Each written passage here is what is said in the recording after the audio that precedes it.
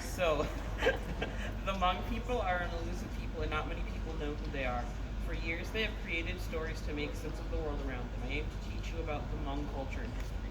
So, the first thing I'm going to teach you about is the immigration of the Hmong people from America, from Laos to America. So, they originally were, they started in China.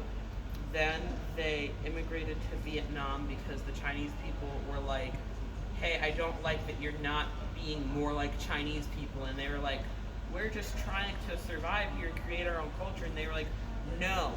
So then they moved to Vietnam, and the Vietnamese people were like, we don't like that either. So then they moved to Myanmar, and the same thing happened there. Then they moved to Thailand, and then they moved to Laos, from which they were in a communist government for like from like 1930 to 1975, when they all immigrated from Laos to America, because the Laotian government was killing all of their people.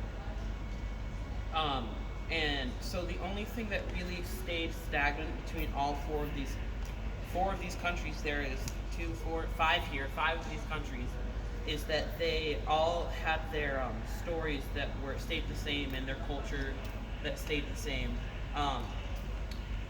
So the second thing that I'm going to talk about is the Hmong people had this story about this man who.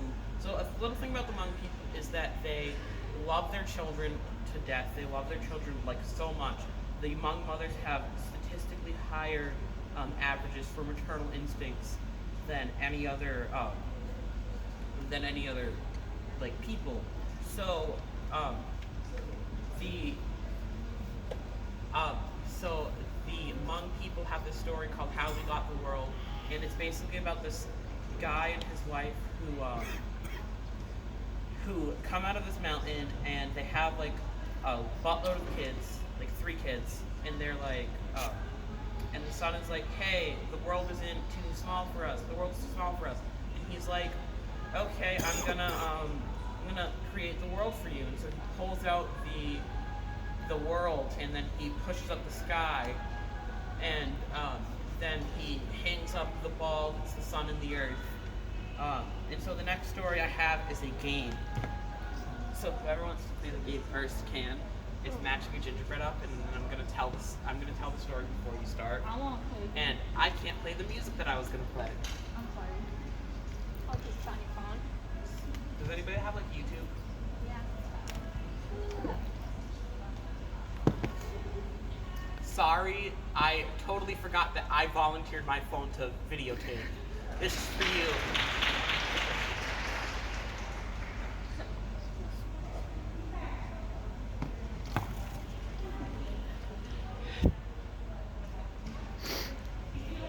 Cut the video. Hi. Am I gonna play another now? So you're gonna wait. So this is a traditional Hmong song, and I'm gonna explain the song and the story before you do the video. So this song is about love and loss, and it's about this guy who like lost his wife, and so it's like a funeral song. So they play this song at funerals like all of the time. And so this story, so you know how left-handed people are like just like kind of people like bully them all the time because they're left-handed.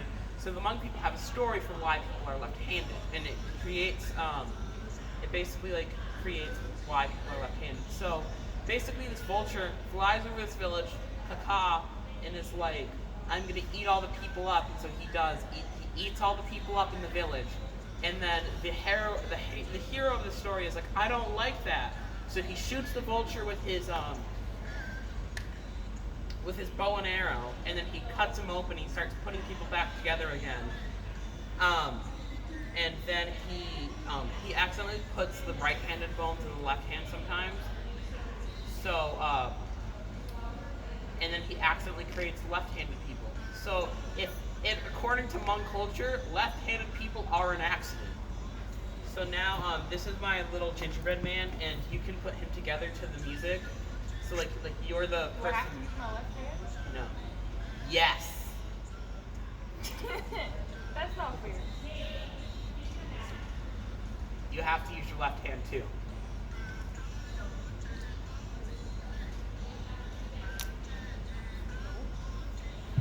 Why is this difficult? Wait a second. Is that his neck?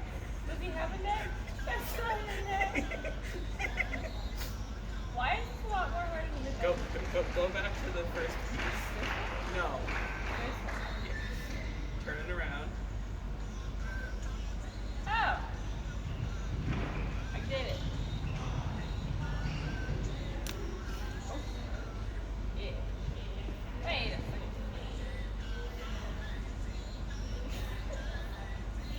I'm almost there, guys. Yeah. Oh. World record. So does anybody else want to do the game? That was good. Can someone else please do the game? I'll do it. Okay. But I'm already a left-handed, so. Oh, so you have an advantage.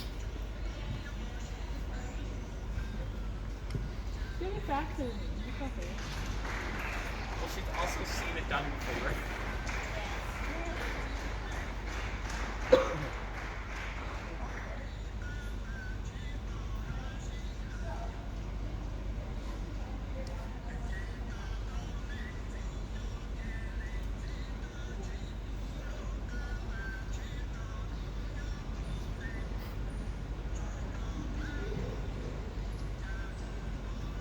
That's supposed to fit there.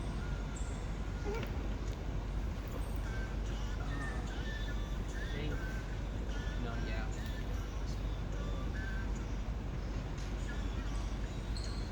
So that's my presentation. Now I will entertain questions. Does anybody have any questions about the Hmong culture? Sarah, do you have any questions about the Hmong culture? Why are you so interested in them? Like, what? How did you hear about them? So I am like a social work student, and in one of my classes we have to read this story called "The Spirit Catches You and You Fall Down." It's about the immigration of the Hmong people from Laos to America, and it's about this like little girl, and she.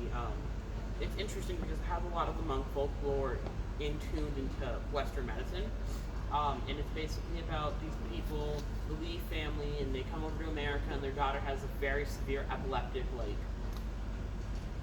condition, and basically, in the end, she has a grand mal seizure, and it becomes in a persistent vegetative state, and her parents have kept her alive with little to no Western medicine, only like Hmong medicine, which is like the interesting thing because babies in a persistent vegetative state only live like 5 years, and she lived 20 years before she died in 2012. Okay. You can pause now.